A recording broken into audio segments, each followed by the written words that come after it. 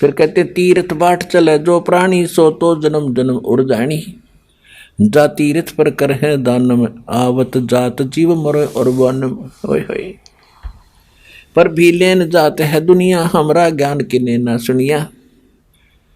अब क्या बताते हैं परमात्मा कि तीर्थ बाट चले जो प्राणी, तीर्थ के लिए जो यात्रा करने जाते हैं।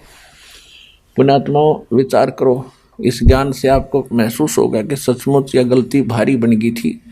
जैसे हम देखते हैं अपने हरियाणा में, राजस्थान में, उत्तर प्रदेश में विशेषकर, तो क्या करते हैं सावन के महीने में और कावड़ लेते हैं ये बोली आत्मा भ्रमित और पैदल आते हैं। सूक्ष्म वेद में लिखा है कि सामन सैल न कीजे राजा योगी बैठ पतीजे। सामन में इतना पाप होता है जीव को भ्रमण करने का, सैर सपट्टे करने का, इतना सारा साल में नहीं होता।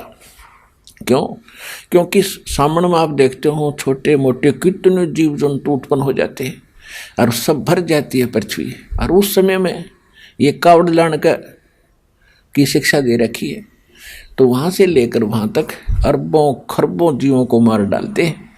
तो यहाँ परमात्मा कहते हैं कि तीर्थ बाट चले जो प्राणी, बाट माने यात्रा, जो तीर्थ यात्रा पर जाता है सो तो जन्म जन्म उर्झानी, उसके तो इतने पाप इकट्ठे हो जाएंगे असंख्य जन्मों तक भी वो भोगे पार उसके पूरे नहीं होंगे। और जा तीर्थ पर कर है दानम आवत जात जीव मरे अरबानम। तीर्थ पर जाकर दान कर दिया, एक दो कंबल बांट दिया, कितना प्रसाद बांट दिया, चूरी कूट कर खवा दी, और वहाँ से वहाँ तक पाप कितने इकट्ठे कर लिए। इस धर्म न करना, अगर तो इसको पुण्य मान रहा है इसने अपने घर पे कर ले, कम से कम वो पाप तो सिर पर ना धरे जाएंगे, वैसे पुण्य तो ये भी नहीं है। देखो पुण्यात्माओं, ये अध्यात्म मार्ग है और इसको प्रत्येक पॉइंट पर अगर निष्कर्ष नहीं दिया जाएगा तो आप भी भ्रमित हो जाओगे। एक तरफ तो परमात्मा का विधान है कि जैसे कर्म करेगा वो फल मिलेगा ही मिलेगा। अब कैसे कर्म? जैसे कोई पक्षियों को दाने डालता है, कोई भंडारा करता है, जैसे साधु संतों को कपड़े भक्तों को दे देता है, गरीबों को बांट देता है, तो ये भी पुण्य मिलेगा उसको।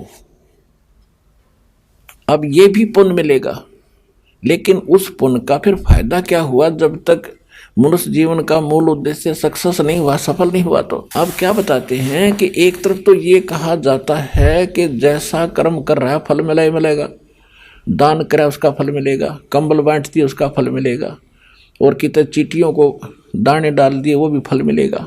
तो फिर दूसरी तरफ कहते हैं गुरु बिन माला फेरते गुरु बिन देते दान, गुरु बिन दोनों निष्फल हैं चाहे पूछो वेद पुराण। फिर ये भी कहा कि गुरु के बिना दान देते तो व्यर्थ है, तो इसका मतलब वो गलत हुआ। तो इसको समझने में अंतर है, क्योंकि ये सूक्ष्म वेद है, ये कोड वर्ड है, परमात्मा का दिया ज्ञान है। एक पीएचडी का बालक जो कहीं लेक्चर देता है तो उसके ज्ञान को समझना छोटी क्लास के बालकों के समझ से पार की बात होती है। तो उस परमात्मा ने इस दास को बनाया है अपने गूढ़ रहस्यों को समझने योग्य।